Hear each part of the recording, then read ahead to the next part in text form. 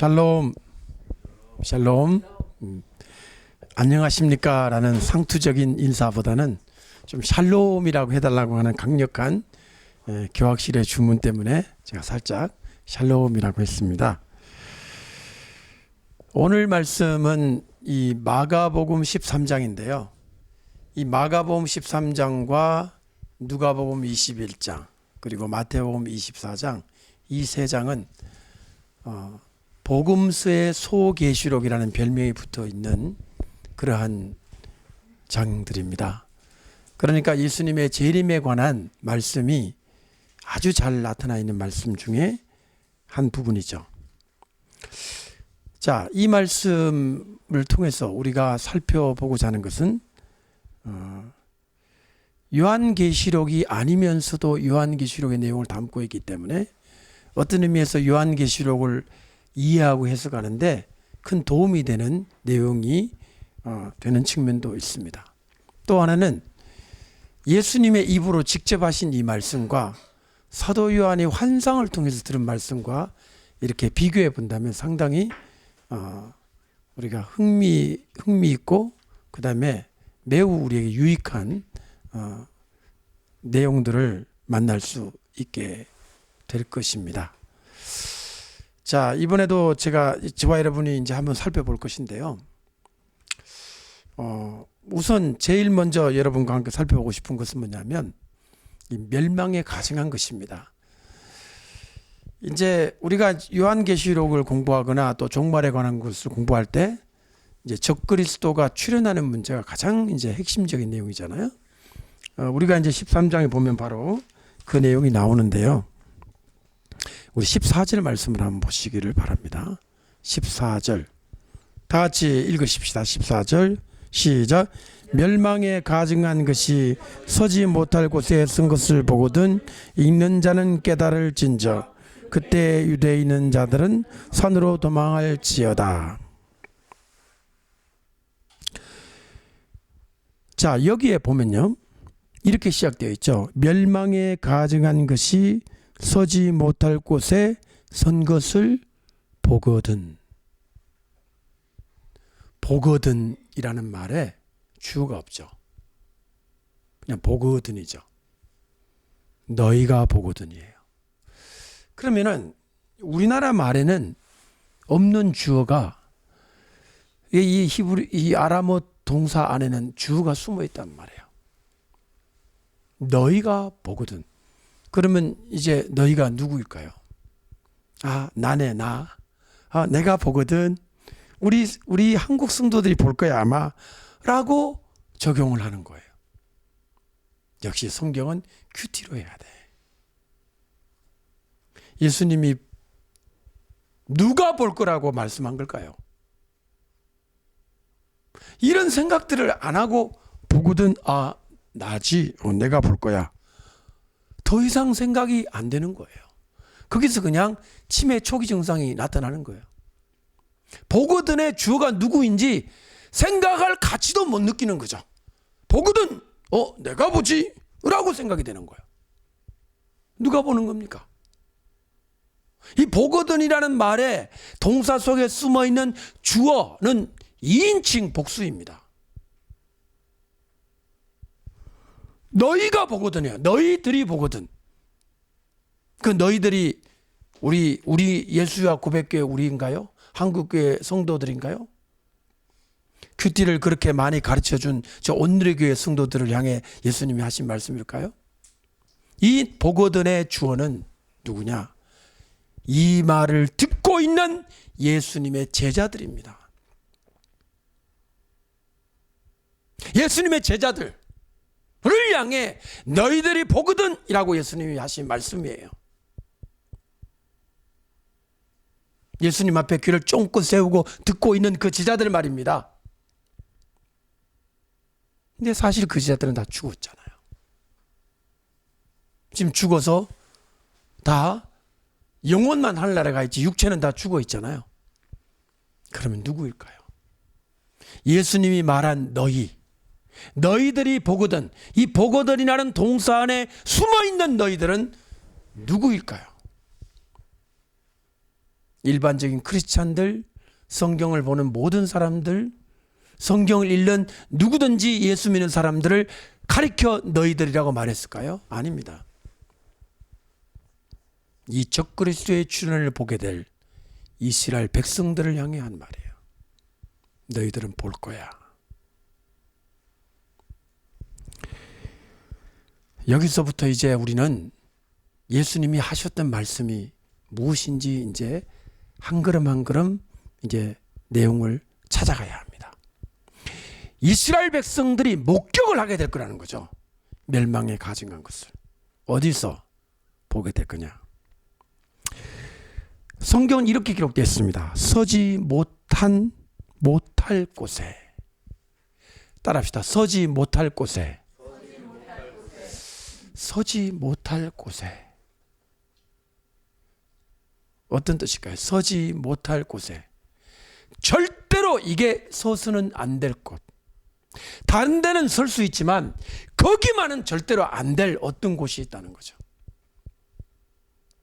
우상이 설 수 있는 곳, 산골짝, 산꼭대기 등등, 사람들이 좋아하는 그런 곳에 마음대로 우상단지를 천하대장군, 지하의장군처럼 갖다 세울 수 있는데 절대로 우상을 세워서는 안 될 지구상에 단 한 곳이 있다. 하나님의 법궤가 있는 곳이라는 거죠. 하나님의 법궤가 있는 그곳에 이걸 세운다는 거죠. 기가 막힌 이야기가 이제 전개되는 거죠. 하나님의 법궤가 있는 곳에 우상단지를 세울 수 있어요, 없어요? 한번 생각을 해보세요. 근데 있을 수가 없는 일이죠. 그 일이 일어난다는 거예요. 서지 못할 곳이라는 말을 원어로 보면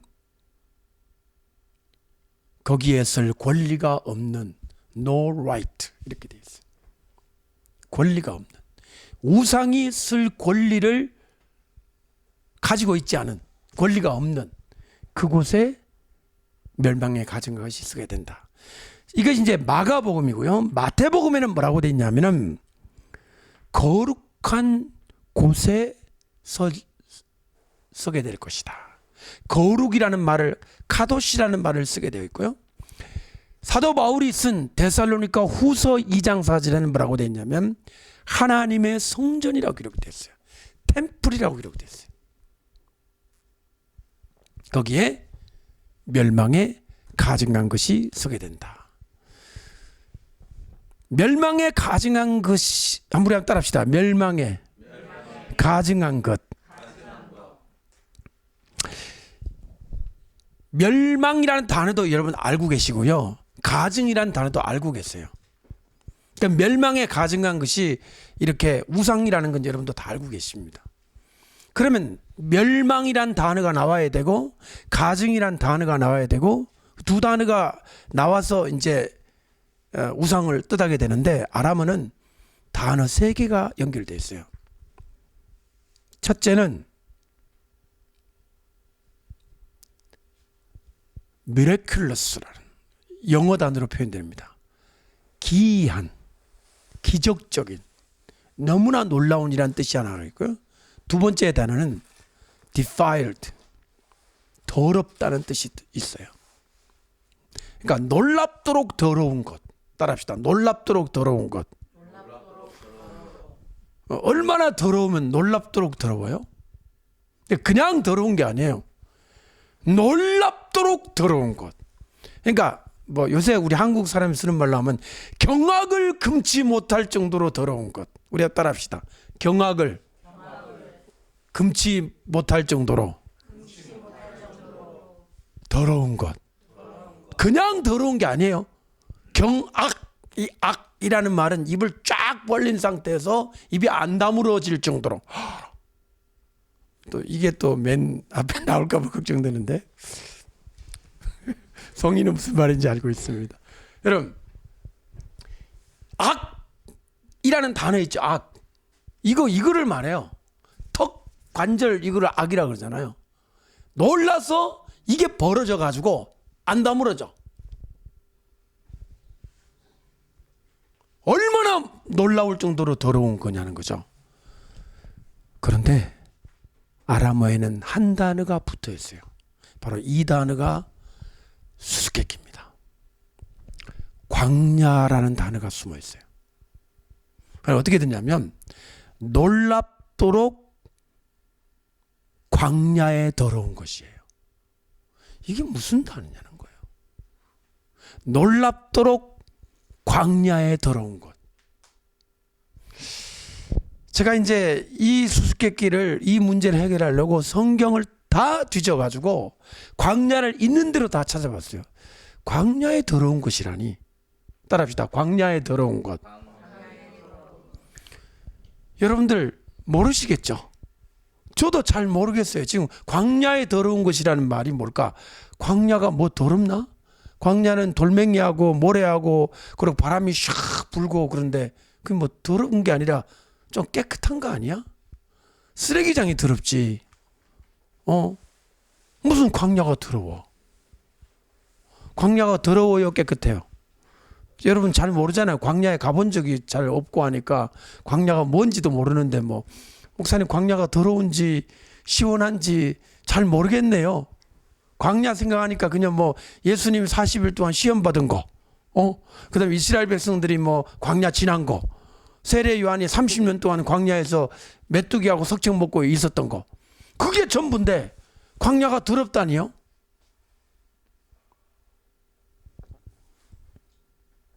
요한계시록에 광야가 딱 3번 나와요. 요한계시록에 여자가 광야로 도망한다는 거, 그 다음에 그 음녀가 짐승을 올라타고 있는 게 또 광야에 있지 않습니까? 그 다음에 1260일 동안 그 여자를 보호하기 위해서 광야로 갔다. 이런 구절, 세 구절밖에는 나오지를 않습니다. 이 광야란 단어는요, 후르바라는 뜻이고요. 후가 이 H 발음이 거센 H이기 때문에 쿠르바라도 되고 후르바로 되는 그런 단어입니다.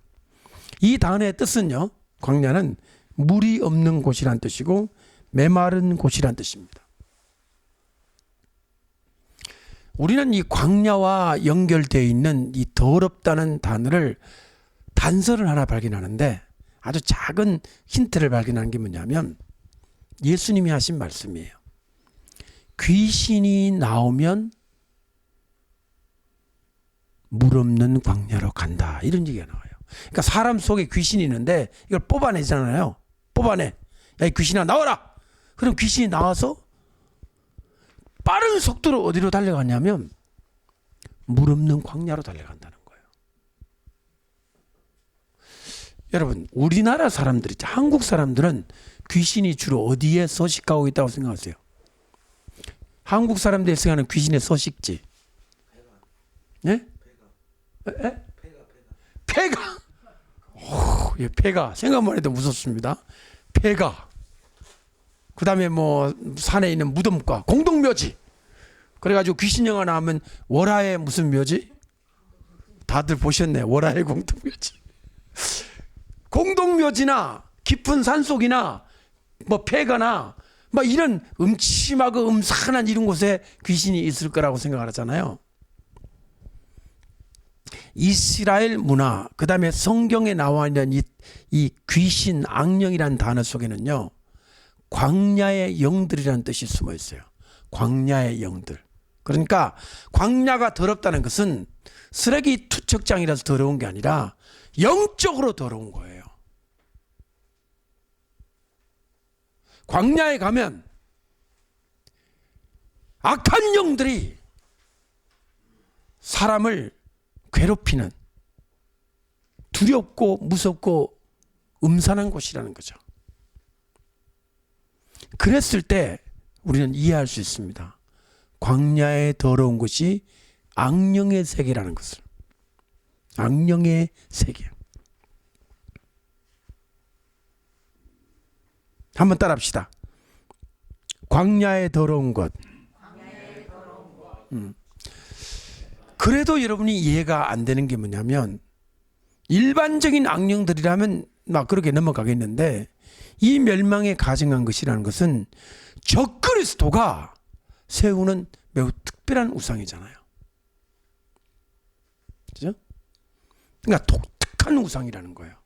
일반적인 악령이 아니고 적그리스도가 자기를 대표할 만큼 중요하게 여기는 우상인데, 이것과 관련되어 있는 광야가 무슨 뜻일까? 여기 잠시 언급합니다. 에녹스에 보게 되면 마지막 때 악령이 두 곳에서 출몰한다고 기록되어 있어요. 하나는 바다에서, 하나는 광야에서. 그런데 요한계시록 보면 정확히 짐승이 13장에서는 바다에서, 물에서 올라오고, 요한계시록 13장 후반부에는 땅에서 올라옵니다.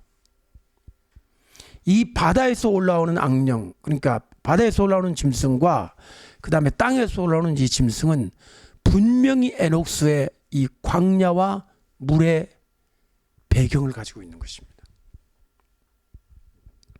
그러므로 여기에 나와 있는 이 광야에 더러운 것이라는 것은 분명히 적그리스도가 자기를 표상하는 악령을 내세운 그것에 에녹스의 바탕을 둔 표현이라는 것을 우리는 알게 되는 것입니다. 그리고 나서 우리 마가복음 14장 보시죠. 멸망에 가증한 것이 서지 못할 곳에 선 것을 보거든. 그 다음에 이렇게 돼 있죠. 읽는 자는 깨달을진저, 이렇게 돼 있죠. 에녹스에는 뭐라고 돼 있냐면, 에녹스가 아니라 아람어에는 뭐라고 돼 있냐면, 아람어에는 선지자 다니엘에 의해서 말해진 바에 의하면, 이렇게 돼 있어요. 빠져 있잖아요. 뭐가 빠졌냐면 선지자 다니엘이란 단어가 빠져 있어요. 그냥 읽는 자는 깨달을진저, 이렇게 돼 있잖아요. 근데 여러분이 마태복음 24장을 보시면 그게 선지자 다니엘이 나옵니다. 그러니까 얼마나 지금 우리가 가지고 있는 이 성경이 대본으로 삼은 헬라어 성경이 부패되고 왜곡된 사본이라는 걸 알 수 있는 거죠. 아람어 본문은 분명히 뭐가 나오냐면 선지자 다니엘이 나와요. 선지자 다니엘이 나와야 정상입니다. 왜? 마태복음 24장에 분명히 선지자 다니엘이 나오거든요. 그럼 선지자 다니엘 어디에 나오느냐? 9장 27절에 나와요. 다니엘 9장 27절에 미운 물건이 날개를 의지하였을 것이며, 그 구절을 이어받아서 멸망에 가증한 것이 서지 못한 곳에 쓴 것을 보거든, 이렇단 말이에요. 성경 전체가 이렇게 연결이 되어 있는데 우리가 가지고 있는 이 성경은 헬라어 부패된 사본을 저본으로 했기 때문에 이와 같은 것들이 빠져 있습니다. 그리고 나서 그때 유대에 있는 자들은 산으로 도망할지어다, 이렇게 돼 있죠. 따라합시다. 그때에 유대에 있는 자들은 산으로 도망할지어다. 여기에 무슨 단어가 빠지느냐면은 유대에 있는 자들은 일어나, rise라는 말이 빠져 있어요. 일어나, 산으로 도망하라. 왜 유대에 있는 자들이 일어나 산으로 도망하느냐면 보니까요. 보았으니까. 앞으로 볼 거니까. 그러니까 너희들이 볼 거라는 말과 그 볼 거라는 그 보는 사람의 주체가 바로 유대에 있는 자들이라는 것이 이 한 절 안에 다 나와 있는 거죠. 너희들이 볼 거니까 일어나 산으로 도망을 하라, 그런 말입니다. 그리고 나서 16절에 보면 지붕 위에 있는 자는 내려가지 말라, 집에 있는 것을 가지러 들어가지도 말라. 그리고 16절에 보면 밭에 있는 자는 겉옷을 가지러 뒤로 돌이키지 말지어다. 여기에 나와 있는 두 가지 위치, 즉 지붕이라는 위치와 밭이라는 위치, 그리고 각각 그 지붕에 있는 사람들은 내려가지 말라 그랬고요. 디센드 하지 말라 그랬고요. 밭에 있는 자들은 뒤로 돌아가지 말라 그랬어요. 리턴하지 말라 그랬어요. 과연 지붕이 어디이며 밭이 어디일까? 이게 문화적인 표현으로 지붕 위, 우리나라처럼 지붕이 이렇게 경사가 진 게 아니라고 그랬죠. 이스라엘의 지붕은 이렇게 이렇게 평평하게 되어 있다고 그랬죠.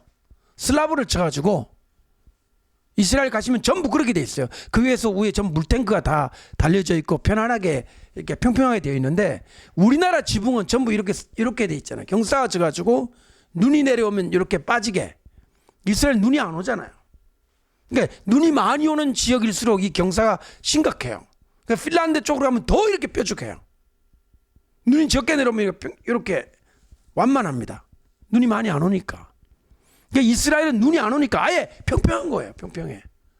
그 지붕 위에 있는 자, 밭에 있는 자의 뜻을 우리는 한번 나중에 살펴볼 필요가 있습니다. 이것이 진짜 지붕과 밭으로 끝날 이야기인가, 아니면 지붕과 밭 속에는 어떤 의미가 포함되어 있는가 하는 것을 다음에 한번 살펴보도록 하겠습니다. 그리고 나서 17절에 그 날에는 아이벤 여자들, 당연히 여자들이겠죠. 아이벤 자들은 여성명사고요. 젖먹이는 자들도 여성명사잖아요. 둘 다 아이를 베거나 젖을 먹이는 것은 누구예요? 여자들이죠. 이 말 또한 단순히 여자들, 아이벤 여자들과 젖먹이는 여자들로서 끝나는 이야기인지 한번 나중에 곰곰이 살펴볼 필요가 있습니다. 그리고 이 일이 겨울에 일어나지 않도록 기도하라. 그 다음에 19절 다 같이 시작.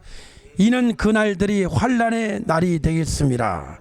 하나님께서 창조하신 시초부터 지금까지 이런 환난이 없었고 후에도 없으리라. 따라합시다. 환난의 날이라. 여러분, 이 환난이란 단어가요, 정확히 번역하면 압제라는 뜻이에요. 오퍼레이션. 압제가 어떤 뜻이냐면요, 일본 사람들이 우리나라를 36년 동안 뭘 했어요? 압제했죠. 그럼 뭐냐면, 왜 제가 지금 이 환난이란 단어를 굳이 압제란 단어로 생각해야 되냐고 이런 말씀드리냐면, 환난하니까 사람들은 전부 예수를 믿는 신앙을 박해하는 종교적 의미로만 받아들이려고 그래요. 하지만 압제라는 단어는 정치적인 단어예요. 지금 북한 보십시오. 북한 주민이 압제 당합니까? 안 당합니까? 거기는 이동의 자유도 없어요. 거주 이동의 자유가 없어요. 철저하게 다 통제되잖아요. 펜스 부통령 한 말대로 거대한 감옥이잖아요. 나라 전체가 다 감옥이라 이 말입니다. 이게 압제거든요. 그러니까 일본도 우리나라에 와서 말 빼앗고, 그죠? 성을 빼앗고, 이름을 빼앗고, 종교를 빼앗고, 우리나라 사람들이 가지고 있는 땅을 빼앗고 전부 다 빼앗아 갔잖아요. 그리고 자유를 억압했잖아요.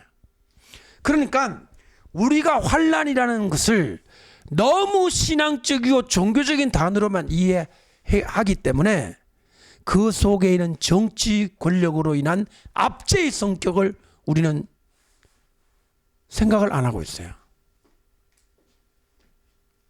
압제자, 독재자가 출현할 것이고 사람의 자유를 짓밟고, 신앙만이 아닙니다.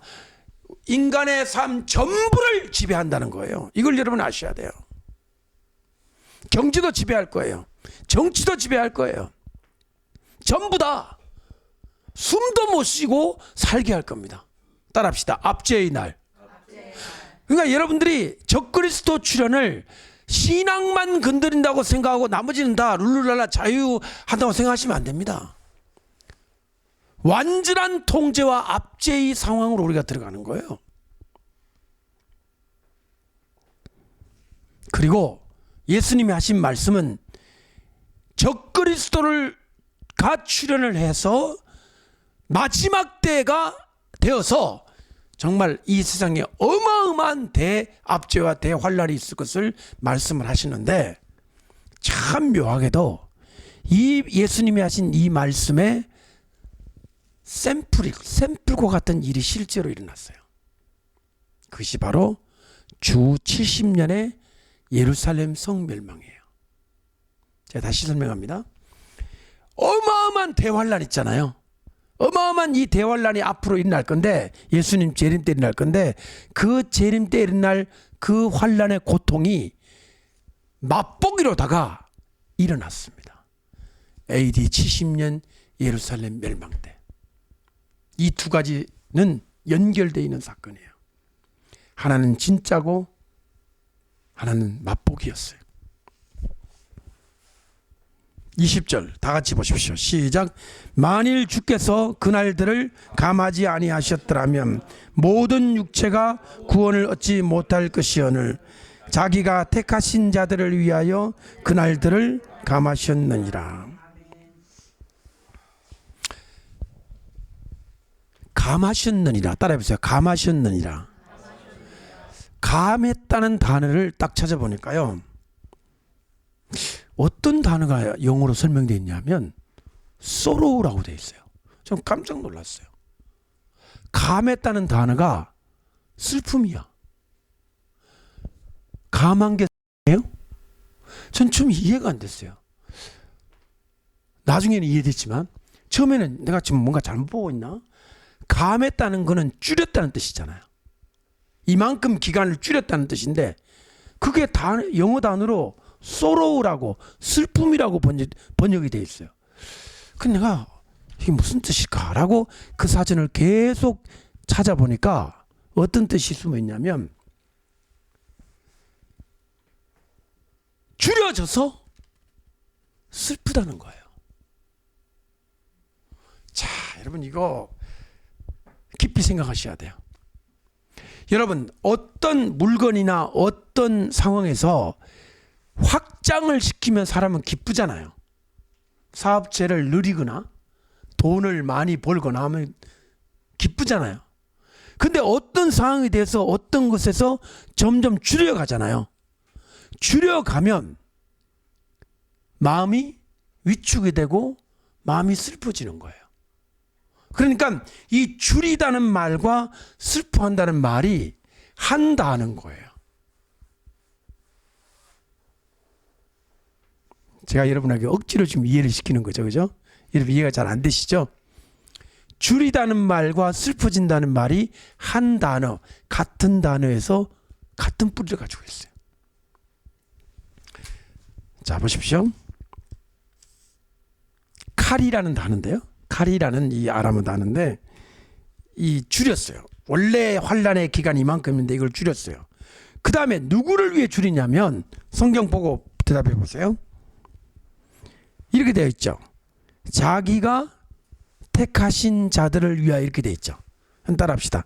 자기가 택하신 자들을 위하여. 자, 이거를요 아람어 본문을 보게 되면 어떻게 되어 있냐면 그분이 택하신, 그러니까 그분이 선택하신 선택받은 자들을 위하여. 한번 따라합시다. 그분이 선택하신 자들을 위하여. 그러니까 선택하신이 몇 번 나와요? 두 번 나와요. 하나는 동사고요. 하나는 뭐라고 해야 되나요? 분사라고 해야 되나요? 그러니까 선택하신 택자들을 위하여. 제가 생각했습니다. 왜 두 번이나 기록됐을까? 그냥 선택하신 사람들 해도 될 텐데 선택하신 선민들을 위하여. 그때 저는 처음으로 유대인들을 생각하게 된 거예요. 얼마나 많은 사람들이 이거를 전부 예수 믿는 칼빈이 예정론에 의한 예중론에 입각한 에베소 3장에 나와 있는 그 영원 전부터 선택하신 예정된 크리스찬들로 생각하잖아요. 근데 저는 오늘 이 말씀을 준비하면서 주님이 선택하신 이 택자들이라는 단어 속에서 아까 처음 여러분에게 말씀한 보거든이라는 주어가 누구라고 그랬죠? 이스라엘. 너희들이 보거든. 그러니까 이 문장 예수님의 이 종말의 이야기 전체가 지금 이스라엘 사람들을 앞에 놓고 이야기를 하는 거예요. 결국에는 여기서 택했다는 말이 1차적으로는 택하신 선민 이스라엘을 가리킨다는 말이에요. 이스라엘 민족을 위해서 감하셨다는 거예요. 만약에 감하지 않았으면 이스라엘 민족 하나도 구원을 못 받으면 자, 어떤 문제가 생기는지 아세요? 아브라함 언약이 성취 안 됩니다. 하늘의 별처럼 땅의 모래알처럼 하나님의 축복받는 백성이 돼야 되는데 이들이 다 666을 받아버리면 어떻게 돼요? 다 지옥 가요. 이게 보통 문제입니까? 제가 이번에 광주에서 집회할 때 이런 질문을 던졌습니다. 하나님이 하늘과 땅을 왜 만드셨냐고요?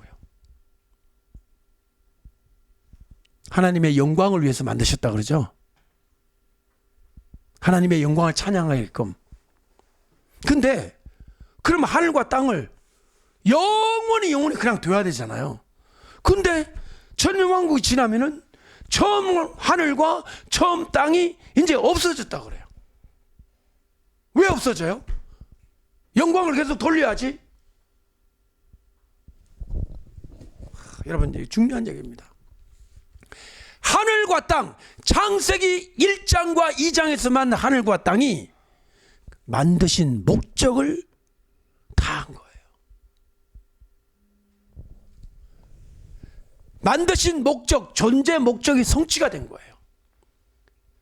표현이 좀 이상하지만 더 이상 존재 가치가, 존재 필요성이 없어졌다는 거죠. 새로운 차원으로 넘어가야 하는 거예요. 자, 그러면 다시 물어보겠습니다. 창세기 1장에 땅이 왜 있어야 됩니까? 뭐가 생겨나야 있습니까? 하나님이 토끼 만드시고 하나님이 사자를 많이 생산하기 위해서 땅이 필요합니까? 하나님 메뚜기의 숫자를 확실하게 만들기 위해서 땅이 필요합니까? 땅이라는 존재가 있는 이유가 딱 하나예요. 하나님 나라의 백성을 완성을 해야 되기 때문이에요. 사람인 거예요, 사람. 천사들은 숫자도 늘어나지도 않습니다. 사람은 아담으로부터 영원한 나라에 들어가기까지 계속 출생을 하잖아요. 땅이 왜 필요하냐? 하늘나라에 들어가야 될 사람이 만들어져야 되는 거예요. 그러면 하나님이 하늘나라에 들어갈 사람 생겨나라, 한 번에 그냥 수십억을 샥 만들어버린 게 아니라 아담을 만들어 놓고 생육하고 번성해라. 하나님은 하와와 더불어 사랑의 관계를 통해서 이 땅에 사람이 출생하는 것을 기뻐하셨어요. 원래는 출산이 임신과 출산이 기쁜 거예요, 하나님 앞에서는. 근데 지금 그것이 인류에서 가장 부끄러운 주제가 되어버렸어요. 안 부끄러워요? 제가 우리 10대 소년 소녀들한테 임신이란 말만 해도 임신, 출산, 성 이런 주제는 지금 우리 인류 사회에서 가장 부끄럽고 금기시되고 그런 주제가 되어버렸어요. 왜 그러냐? 타락했기 때문인데, 타락해서 그러면 임신을 해서 아기를 태어나면 뭐가 되느냐? 죄인이 태어나기 때문입니다. 구원받아야 천국 가는 거예요. 그냥 놔두면 지옥으로 가는 거예요. 그러니까 여인이 낳는 모든 사람은 죄인인 거예요. 그래서 부끄러운 거예요. 출산만 부끄러운 게 아니라 그 잉태 과정도 부끄러운 거예요. 그러나 처음에는 안 그랬어요. 벌거벗었으나 부끄러워 아니라 이 상태가 원래 하나님이 원하셨던 상태예요. 지금은 그 상태가 아니잖아요. 땅의 존재 목적, 처음 하늘과 처음 땅의 존재 목적은 뭐냐? 하나님의 백성이 숫자가 완성되는 거예요. 그러면 그것이 아브라함 언약이에요. 그러다가 아브라함 언약에 딱 와서 아브라함 언약에 와서 너의 자손이 하늘의 별처럼 땅의 모래처럼 많아질 거라고 했는데 환란의 기간이 계속 진짜 길어가지고 다 666표를 받아버리면 어떻게 됩니까? 아브라함 자손은 몽땅 다 지옥에 가야 되잖아요. 그분이 택하신 택자들을 위하여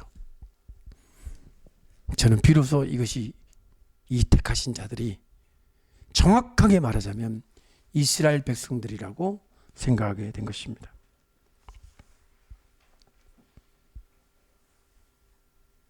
그리고 나서 자 21절 다 같이 시작.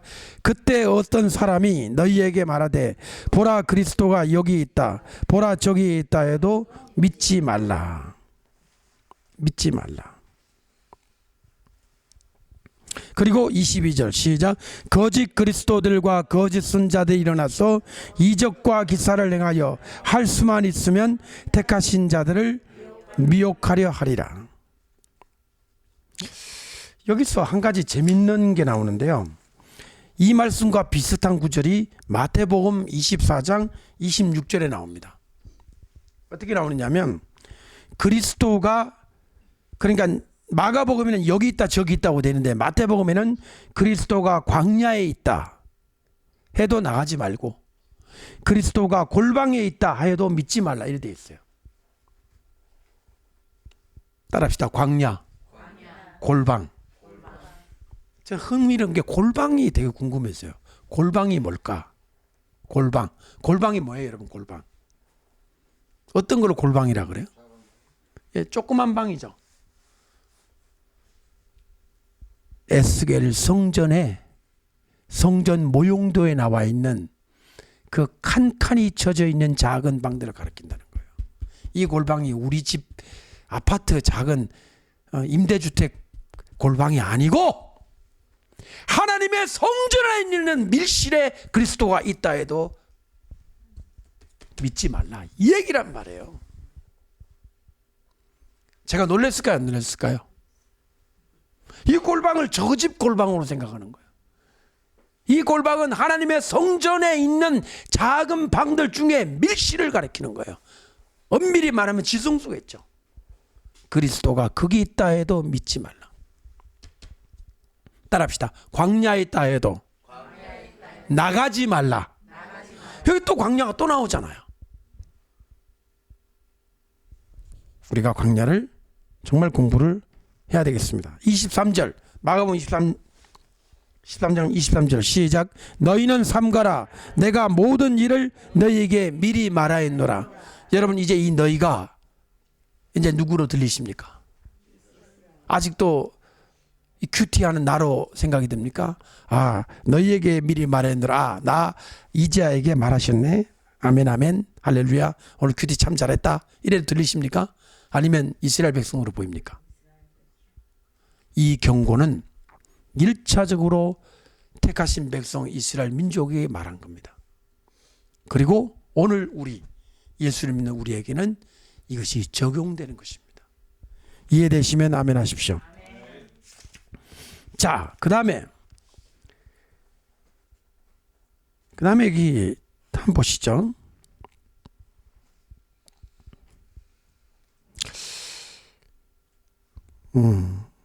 22절 한번 보시죠. 다시 한번 보시죠. 22절 시작. 거짓 그리스도들과 거짓 선지들이 일어나서 이적과 기사를 행하여 할 수만 있으면 택하신 자들을 미혹하려 하리라. 따라합시다. 할 수만 있으면. 이게 무슨 뜻일까요? 할 수만 있으면. 이것이 할 수만 있으면이라는 뜻이요.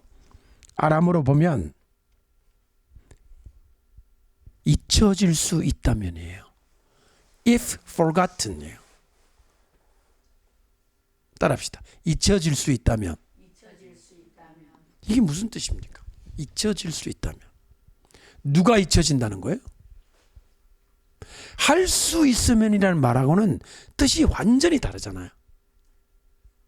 여러분, 이스라엘 백성들이 잊혀질 수 있다면 이스라엘 백성이 잊혀지면 됩니까? 안 됩니까? 지금까지 잊고 있었어요? 안 잊고 있었어요? 지금 솔직히 몇 년 전만 생각해 보세요. 이스라엘 백성 뭐 알고 있었어요? 하나님은 잊어버리지 않고 있는데 사람들은 잊어버리고 있었어요. 이스라엘 백성을 잊지 말아야 합니다. 마귀는 이스라엘 백성을 잊어버리게 만듭니다. 그 중요성을. 할 수만 있으면이 무슨 뜻이냐면 잊혀질 수 있다면 그 택하신 자들을 미혹하게 하리라. 따라합시다. 택하신 자들을 미혹하게 하리라. 이 택하신 자를 이제는 누구로 보여집니까? 이스라엘 백성들을 미혹하게 하리라. 자, 여러분 한번 보세요. 그러면 여러분 제가 오늘 말씀 저와 함께 나눈 이 맥락 전체를 보게 되면 환난을 누구의 관점에서 다시 봐야 되겠다? 그 생각이 드시죠? 그런데 우리는 전부 내 관점에서 보잖아요. 내 관점. 제가 요한계시록을 이렇게 강의를 하러 가도요, 사람들이 저한테 뭐를 묻냐면 우리는 어디로 도망가야 됩니까? 나는 어떻게 해야 됩니까? 물론 그 관심이 나쁜 건 아니에요. 하지만 예수님이 하신 말씀에 가장 중요한 것은 택하신 이스라엘 백성들의 상태와 운명, 거취에 대한 말씀을 계속하고 있다는 것을 잊어버리고 있다는 거예요. 그 눈이 열리지 않는다는 거죠. 여러분들이 이제 그것을 좀 열어주시면 감사하겠습니다. 따라합시다. 택하신 백성을 미혹하게 하리라. 그리고 예수님이 내가 너희에게 말했다. 너희라는 말이 바로 이스라엘 백성들인 것을 알게 됩니다. 그 다음에 이제 한번 보시죠. 방금 읽으신 게 24절인데요. 24절, 5절 같이 읽읍시다. 시작. 그때 그 환난 후 해가 어두워지며 달이 빛을 내지 아니하며 25절 별들이 하늘에서 떨어지며 하늘에 있는 권능들이 흔들리리라. 26절 그때 인자가 구름을 타고 큰 영광으로 오는 것을 사람들이 보리라. 27절 또 그때 그가 천사들을 보내어 자기가 택하신 자들을 땅 끝으로부터 하늘 끝까지 사방에서 모으리라. 아멘. 따라합시다. 택하신 자들을. 이제 이게 누구로 보입니까? 이스라엘 사람들을 모아요, 안 모아요? 전 세계로 흩어져 있잖아요, 지금. 전 세계. 그 사람들을 어떻게 한다? 다 이스라엘 땅으로 모아요. 그 말씀이 지금 27절에 있는 말씀이에요. 그럼 지금까지는 우리가 어떻게 봤냐? 이 택하신 자들을 칼빈의 예정설에 입각한 예수 믿고 택함받은 구원받은 사람들이 다 모인다고만 생각을 하잖아요. 이 원래의 뜻은 이스라엘 백성들이 다 모여진다는 말씀이 되겠습니다. 그 다음에 28절 제가 읽겠습니다. 무화과 나무의 비유를 배우라. 그 가지가 연하여지고 잎사귀를 내면 여름이 가까운 줄을 안다. 따라합시다. 가지가 연하여지고. 저를 보세요. 여러분 집에 나무 있죠? 관상수가 있거나 뭐 마당에 나무 있잖아요. 나무가 봄이 되면 이제 그 속에 순이 나오잖아요. 순이 나와가지고 이파리가 생기잖아요. 나무가 연해지는 겁니까? 그 속에서 순이 나오는 겁니까? 저는 나무가 연해진다는 말이 이해가 안 됐어요. 나무는 원래 그냥 나무예요. 나무가 연해지는 게 아니라 나무는 그대로 있고 봄이 되면 순이 새 순이 나오는 거 아니에요? 저는 그렇게 생각을 했어요. 그리고 뭔가 잘못됐을 거라 싶어갖고 제가 찾아보니까 어떻게 돼 있냐면, 자, 잘 보세요. 가지가 연해진다고 돼 있잖아요. 정말 아람어 단어에도 가지가, 이 나무의 한 가지가 그게 소프트하게 된다는 거예요. 그러면 혹시나 이 가지가 겁안 죽은 거 아닐까라는 생각을 하게 된 거예요. 그러니까 가늘가늘한 생명이 있긴 있는데 사람들이 볼 때 지나가면서 저거 나무 어떻게 됐다? 저 죽었다 저거. 다 죽었다고 말한 죽은 가지가 밑에서 수분이 올라와가지고 죽은 거로 보였던 가지가 살아. 이제 껍데기를 벗겨보면 전에는 삐쩍 말랐는데 이제 껍데기 속에 물이 흘러. 이해되십니까? 이게 지금 예수님 무슨 말씀하시는지? 2000년 동안 죽었다고 사람들이 얘기한 이스라엘에 생명의 기운이 들어가서 부드러운 소프트 브랜치가 되고 거기에 싹이 나온다는 얘기예요. 가지가 연해지는 게 맞는 거예요. 일반 나무는 가지가 연해지는 게 아니고요. 그냥 가지는 그대로고요. 순이 나오는 거예요. 사계질에 의해서 일반 나무는. 근데 이스라엘은 2000년 동안 사람들이 전부 지나가면서 말하기를 저 죽었네. 저거 죽은 나무야. 다 죽었다고 얘기했습니다. 근데 기적적으로 어느 날 보니까 요만한 순이 돋았어요. 그리고 리프, 잎사귀가 나와요. 잎사귀가 나오잖아요. 성경에 보세요. 잎사귀가 나오잖아요. 잎사귀를 내면 그 다음 뭐가 가까웠다? 여름이라는 단어는 무슨 뜻이냐면요, 카이타라는 아람어인데 그 뜻이 여름의 뜨거운 열기예요. 그 영어 단어에 굉장한이라는 뜻이거든요. 여러분들 발에도 못 알아들으시니까 제가 말하지 않겠습니다. 굉장히 뜨거운 히트, 굉장히 뜨거운 여름의 열기라는 뜻이 있습니다. 그러니까 여름이라는 계절이 가까우는 게 아니라 여름이 뿜어내는 열기가 가까웠다는 뜻이에요. 그래서 제가 여름 한자를 딱 쓰고 그리고 하의 열기 이렇게 내가 한번 써봤습니다. 여름의 열기가, 따라합시다. 여름의 열기가 가까웠다. 자, 그리고 29절 이거 하나만 하고 마무리합시다. 시작. 이와 같이 너희가 이런 일이 일어나는 것을 보거든 인자가 가까이 곧 문 앞에 이른 줄 알라. 저는 아람어에 당연히 인자라는 단어가 나올 줄 알았습니다. 인자는 바르 에노시거든요. 바르가 아들이란 뜻이고 에노시가 그 사람이거든요. 그 사람의 아들이라는 것이 합쳐져가 인자가 되는 건데 뜻하지 않게 아람어 성경에 뭐가 돼 있냐면 손이 문에 도달했다 이렇게 돼 있어요. 핸드, 손이 문 앞에 arrive, 도착했다는 거. 인자하고 손은 너무 다르잖아요. 그래가지고 이 손이 뭘까 찾아봤더니 카리바예요. 카리바. 자, 저를 보세요. 카리바를 딱 보는 순간 어디서 많이 본 것 같아. 내가 옛날 일본에 가서 강의할 때 카리바라는 아람어 단어를 설명했던 것이 어렴풋이 기억이 나요. 그래서 카리바를 찾아봤습니다. 어디에 카리바가 있지? 카리아를 찾아보니까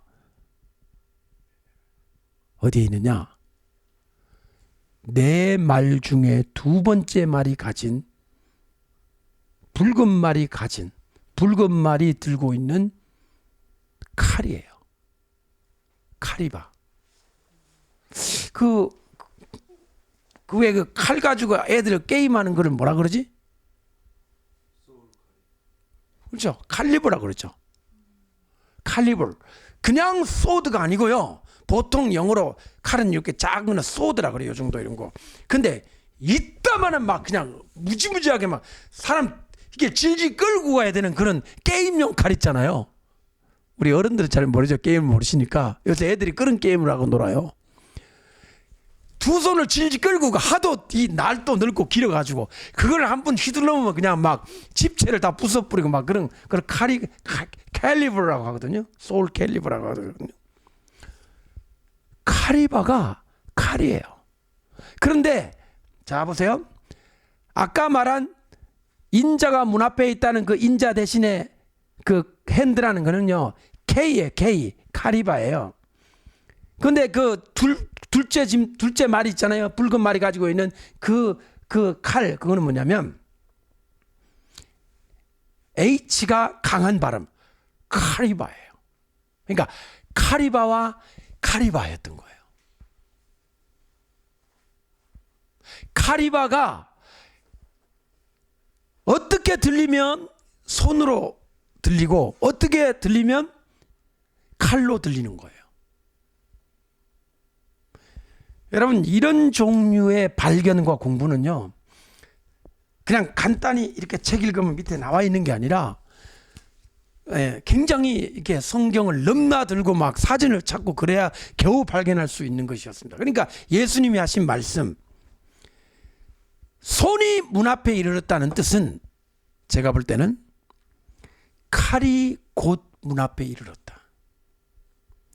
카리바가 이제 문 앞에 도착했다. 그런 뜻이라고 볼 수 있는 거죠.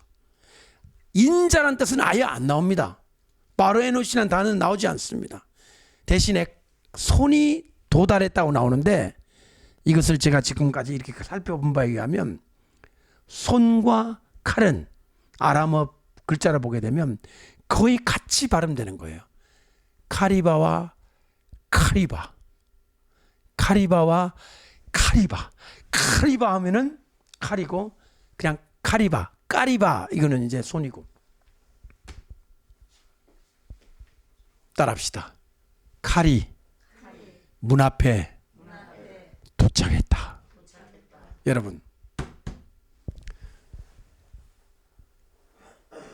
전례 없는 대북 제재 준비되고 있고, 모든 옵션 속에 군사 옵션까지도 준비하고 있다.